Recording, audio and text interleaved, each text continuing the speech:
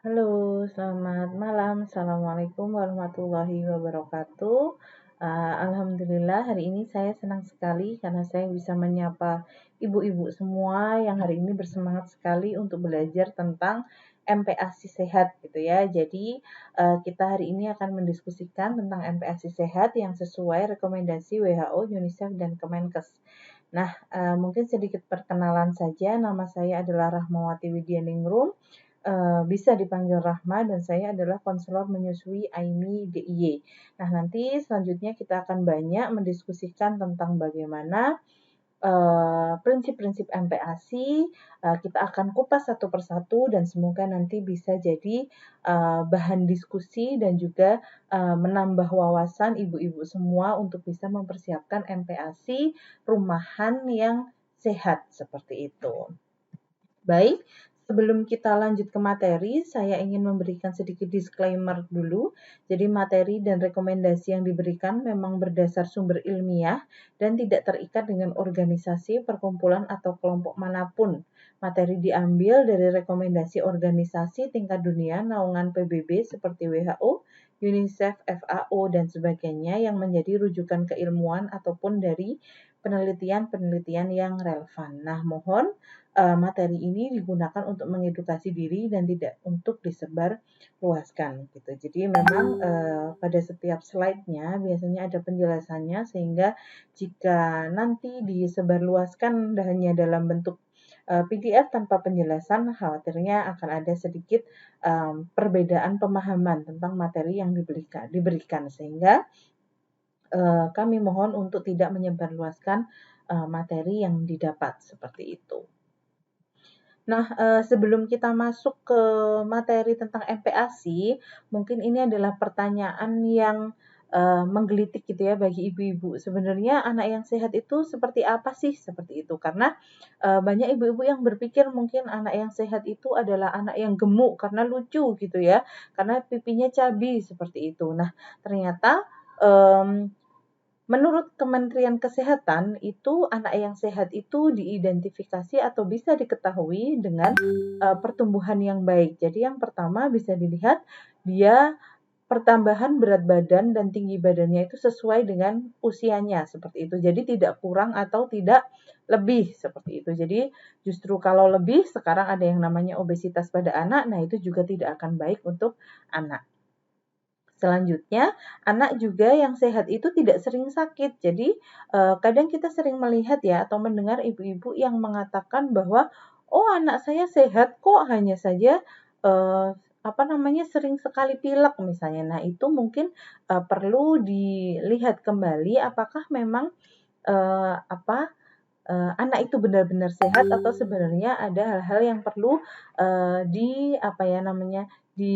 diperbaiki kembali seperti itu. Apakah memang dari sisi PHBS-nya, mungkin penjagaan kebersihan diri, atau mungkin dari asupan makannya, mungkin ada yang perlu ditingkatkan lagi seperti itu. Nah, anak yang tidak sering sakit dan anak yang tumbuh dengan baik itu memiliki dua kaitan yang sangat erat seperti itu. Jadi memang anak yang tumbuh dengan baik, dengan kita bisa menganggap bahwa anak yang tumbuhnya baik itu memang gizinya tercukupi sehingga dia tidak sering sakit. Karena dengan zat gizinya tercukupi sehingga zat-zat yang dia perlukan untuk menjaga ketahanan tubuh itu juga cukup gitu sehingga dia tidak sering sakit. Nah, begitu pula sebaliknya, anak yang tidak sering sakit dia akan tumbuh dengan baik karena zat-zat gizi yang masuk ke dalam tubuhnya itu akan difokuskan atau akan diupayakan lebih optimal untuk pertumbuhan gitu. Sedangkan anak yang sering sakit, zat-zat gizi yang masuk ke dalam tubuhnya akan digunakan untuk melawan penyakit itu dulu sehingga biasanya akan terjadi gangguan pertumbuhan gitu atau tumbuhnya mungkin sedikit melambat seperti misalnya kalau pas lagi sakit batuk dan pilek biasanya anak berat badannya akan susah untuk naik seperti itu. Nah, harapannya ketika anak itu tumbuh dengan baik dan tidak sering sakit, maka dia bisa berkembang sesuai usianya, yaitu fungsi tubuh, kognitif, dan sosialnya terus meningkat seiring bertambahnya usia anak seperti itu. Jadi memang menurut Kementerian Kesehatan, anak yang sehat itu bukan anak yang gemuk, bukan anak yang apa ya, dengan ciri-ciri yang misalnya pipinya cabi, seperti itu bukan, tapi anak yang sehat itu justru dia yang tumbuh dengan baik. Maksudnya dia tidak harus gemuk, tapi dia sesuai dengan usianya, berat badannya, tinggi badannya, seperti itu. Lalu juga dia tidak sering sakit dan dengan kedua pemenuhan itu dia tumbuh dengan baik dan tidak sering sakit, maka dia harapannya bisa berkembang sesuai usianya. Jadi kalau misalnya dia usia 1 tahun, saatnya berjalan dia bisa berjalan, saatnya dia bisa bicara maka dia bisa bicara seperti itu. Nah, sehingga ini perlu dipahami terlebih dahulu supaya arah pemikiran kita itu sudah sama dulu gitu. Karena kalau misalnya nanti belum disamakan, nanti masih ada ibu-ibu yang berpikir bahwa oh kalau anak soalnya misalnya ada anggapan bahwa misalnya anak tetangga saya itu sudah diberikan MPASI yang katanya rumahan, tapi kok badannya nggak gemuk. Nah, itu berarti belum ada kesepahaman atau pemahaman yang sama tentang anak yang sehat. Nah, tadi sudah saya jelaskan bahwa anak yang sehat itu adalah anak yang tumbuh sesuai dengan usianya. Jadi yang dibandingkan itu bukan dengan anak tetangga, atau dengan persepsi masing-masing orang tua, tapi dibandingkan dengan standar seperti itu. Standar pertumbuhan bisa dengan KMS, bisa dengan WHO Growth Chart, bisa dengan standar-standar yang lain seperti itu.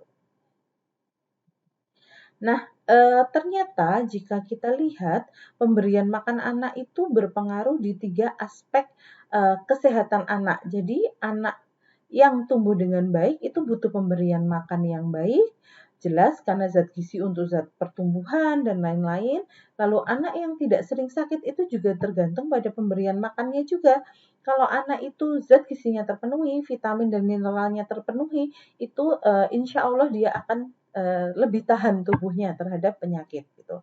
Lalu yang terakhir dengan dia memberikan makan, ibunya memberikan makan dengan baik kepada anaknya sehingga anak itu bisa berkembang sesuai dengan usianya. Bagaimana contohnya? Contohnya adalah ketika proses makan itu sendiri itu bukan hanya memberikan makan tapi juga sebagai sarana stimulasi. Ketika makan diajak ngobrol oleh ibunya, ketika makan suasananya menyenangkan sehingga anak itu juga mendapatkan stimulasi ketika proses makan itu sehingga dia bisa berkembang sesuai dengan usianya seperti itu.